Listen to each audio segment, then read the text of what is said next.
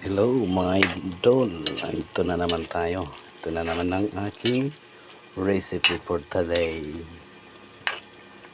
Ginataang ampalaya na may halong baboy with sili. Nakikita niyo po ba mga maminsan? Patutuyo-tuyuin ko siya maminsan para medyo hindi ko na dinurog yung sili maminsan kasi bibigyan ko yung mga alaga ko. Hindi sila kumakain na may sili. Yung amo lang ang mahilig sa sili.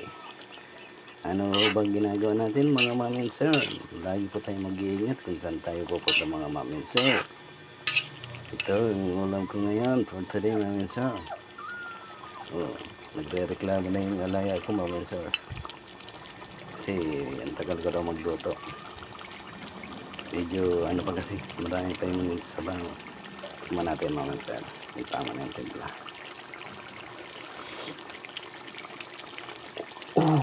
Uhahay! Sakto and good na, ma'am and sir. Hanggang dito na lang ang aking video, ma'am and sir. Lagi pa tayo mag-iingat. Saan tayo pupunta? God bless us, ma'am and sir. Yan ang ulam natin. Yan. Ang ulam natin. Yan.